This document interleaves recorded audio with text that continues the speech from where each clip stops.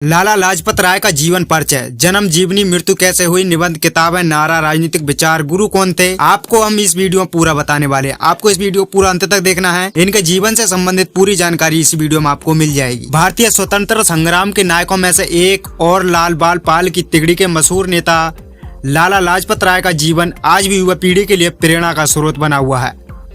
उन्होंने न सिर्फ आजादी की लड़ाई के दौरान नेतृत्व किया, बल्कि अपने जीवन उदाहरणों से उस आदर्श को स्थापित करने में सफलता पाई जिसकी कल्पना एक आदर्श राजनेता में की जाती है। लाला लाजपत राय का जीवन परिचय। पूरा नाम लाला लाजपत राय, अन्य नाम पंजाब केसरी, पेशा लेखक, स्वतंत्रता सेनानी, राजनीतिक प्रसिद्ध ब्रिटिश साइमन कमीशन के खिलाफ विरोध पार्टी, भारतीय राष्ट्रीय कांग्रेस संगठन, Hindu Mahasabha all India, trade union congress, servants of the people society. जन्म 28 जनवरी 1865, जन्म स्थान दूध के लुधियाना, पंजाब, ब्रिटिश भारत। मृत्यु 17 नवंबर 1928, मृत्यु स्थान लाहौर, पंजाब, ब्रिटिश इंडिया। उम्र 63 साल, मृत्यु कारण लाठीचार्ज में गंभीर रूप से घायल होने पर। राष्ट्रीयता ब्रिटिश, भारतीय, होम टाउन लुधियाना, पंजाब। जाति अग्रवाल, जैन। वैवाहिक स्थिति विवाहित, विवाह सन 1877 में हुआ था। लाला लाजपत राय का जन्म, परिवार, शुरुआती जीवन। पिता का नाम मुंशी राधा कृष्ण अग्रवाल, माता का नाम गुलाब देवी अग्रवाल, भाई लाला धनपत राय, पत्नी राधा देवी अग्रवाल, बेटे प्यारे लाल अग्रवाल एवं अमित राय अग्रवाल और पार्वती अग्रवाल बेटी का नाम था। लाला लाजपत राय का जन्म 28 जनवरी 1865 को पंजाब के मोगा में एक साधारण परिवार में हुआ था। उनके पिता लाला लाजपत राय और राधा कृष्ण एक अध्यापक थे। इसका प्रभाव लाला लाजपत राय पर भी पड़ा। शुरुआती दिनों से वे एक मेधावी छात्र रहे और अपनी स्कूली शिक्षा पूरी करने के बाद वकालत की ओर रुख कर लिया। वे एक बेहतरीन वकील बने और कुछ समय तक वकालत भी की, लेकिन जल्दी ही उनका मन इस काम से उचट गया। अंग्रेजों की न्याय व्यवस्था के प्रति उनके मन में रोष पैदा हो गया। उन्होंने उस व्यवस्था को छोड़कर बैंकिंग का रुख किया। लाला लाजपत राय बैंकर, बीमा कर्मी और गर्म दल के नेता। उन्होंने अपनी आजीविका चलाने की बैंकिंग का नवाचार किया। उस समय तक भारत में कोई बैंक बहुत अधिक लोकप्रिय नहीं थे, लेकिन उन्होंने इस चुनौती की तरह लिया और पंजाब नेशनल बैंक तथा लक्ष्मी बीमा कंपनी की स्थापना की। दूसरी तरफ वे लगातार कांग्रेस के माध्यम से अंग्रेजों के खिलाफत रहे थे। अपनी निर्भीकता और गर्म स्वभाव के कारण इन्हें पंजाब केसरी की उपाधि से नवाजा गया। बाल गंगाधर तिलक के बाद वे उन शुरुआती नेताओं में से एक थे जिन्होंने पूर्ण स्वराज की मांग की थी। पंजाब में वे सबसे लोकप्रिय नेता बनकर उभरे थे। लाला लाजपत राय आर्य समाज और डीएवी आजादी के प्रखर सेनानी होने के साथ ही लाला जी का झुकाव भारत में तेजी से फैल रहे आर्य समाज आंदोलन की तरफ भी था। इसका परिणाम यह हुआ कि उन्होंने जल्द ही महर्षि दयानंद सरस्वती के साथ मिलकर इस आंदोलन का आगे बढ़ाने का काम हाथ में ले लिया। आर्य समाज भारतीय हिंदू समाज में फैली कुरीतियों और धार्मिक अंधविश्वासों पर प्रहार करता था और वेदों की ओर लौटाने का आह्वान करता था। लाला जी ने उस वक्त लोकप्रिय जनमानस के विरुद्ध खड़े होने का एहसास और साहस किया।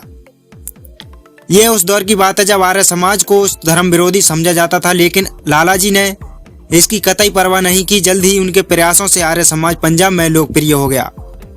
उन्होंने दूसरा और ज्यादा महत्वपूर्ण कार्य भारतीय शिक्षा के क्षेत्र में किया। अभी तक भारत में पारंपरिक शिक्षा का ही बोलबाला था, जिसमें शिक्षा का माध्यम संस्कृत और उर्दू थे। ज्यादातर लोग इस शिक्षा से वंचित थे जो यूरोपीय शैली और अंग्रेजी व्यवस्था पर आधारित थी। आर्य समाज ने इस दिशा में दयानंद एंग्लो वैदिक विद्यालय को प्रारंभ किया, जिसके प्रचार के लिए लाला जी ने हर संभव प्रयास किया। आगे चलकर पंजाब अपने बेहतरीन डीएवी स्कूल के लिए जाना गया। इसमें लाला लाजपत राय का योगदान अभी स्मरणीय रहा है।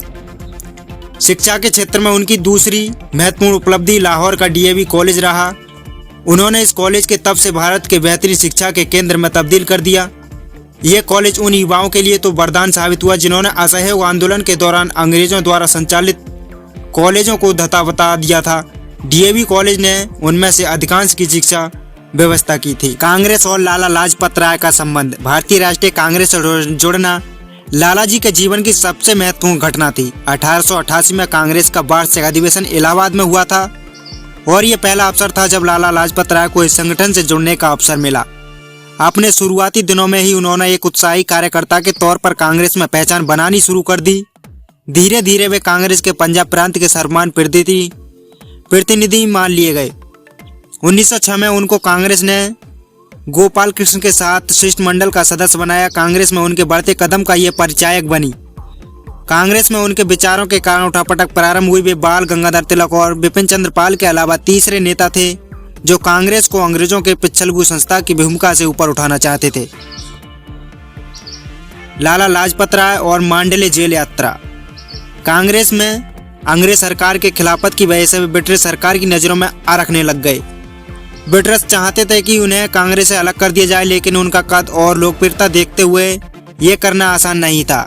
1907 में लाला लाजपत राय के नेतृत्व में किसानों ने अंग्रेज सरकार के खिलाफ आंदोलन शुरू कर दिया।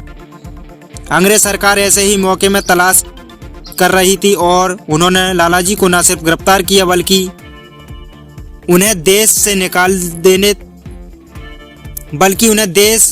निकाला देते हुए बर्मा के मांडले जेल में कैद कर लिया गया। लेकिन सरकार का ये दावा और दांव उल्टा पड़ गया और लोग सड़कों पर उतर आए। दबाव में अंग्रेज सरकार को फैसला वापस लेना पड़ा और लालाजी एक बार फिर से अपने लोगों के बीच वापस आ गए। लाला लाजपत राय, कांग्रेस के अलगाव और होम रूल लीग। 1907 आते आते लालाजी के विचारों से कांग्रेस का एक धड़ा पूरी तरह असहमत दिखने लगा था। लालाजी को उस गर्म दल का हिस्सा माना जाने लगा था जो अंग्रेज सरकार से लड़कर पूर्ण स्वराज लेना चाहती थी। इस पूर्ण स्वराज को अमेरिकी स्वतंत्रता संग्राम और प्रथम विश्व युद्ध से बल मिला और लालाजी भारत में एनी बेसेंट के साथ होम रूल के मुख्य वक्ता बन गए और उनके सामने आए। जलियांवाला बाग कांड में उनमें अंग्रेज सरकार के खिलाफ और ज़्यादा असंतोष भर दिया। इसी बीच कांग्रेस में महात्मा गांधी का प्रादुर्भाव हो चुका था और अंतर्राष्ट्रीय पटल पर गांधी स्थापित हो चुके थे। 1920 में गांधी द्वारा चलाए गए असहयोग आंदोलन में उन्होंने बढ़ चढ़कर हिस्सा लिया था। उन्हें गिरफ्तार कर लिया गया, लेकिन तबीयत बिगड़ जाने पर उन्हें रिहा कर दिया गया। इसी बीच उनके संबंध लगातार कांग्रेस से बिगड़ते रहे और 1924 में उन्होंने कांग्रेस छोड़कर स्वराज पार्टी में शामिल हुए और केंद्रीय असेंबली के सदस्य चुने गए। यहाँ भी जल्दी ही उनका मन उचट गया और उन्होंने नेशनलिस्ट पार्टी का गठन किया और एक बार फिर से असेंबली का हिस्सा बने।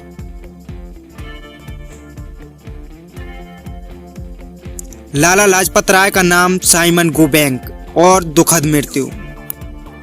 भारत की आज़ादी की लड़ाई एक बड़ा वाकया उस वक्त घटित हुआ जब भारतीयों से बात करने आए साइमन कमीशन का विरोध फैसला गांधी द्वारा लिया गया। साइमन कमीशन जहां भी गया वहां साइमन गो बैंक के नारे बुलंद हुए। 30 अक्टूबर 1928 को जब कमीशन लाहौर पहुंचा तो लाला लाजपत राय के नेतृत्व में एक दल शांतिपूर्वक साइमन गो बैंक के नारे लगाता हुआ अपना विरोध दर्ज करवा रहा था।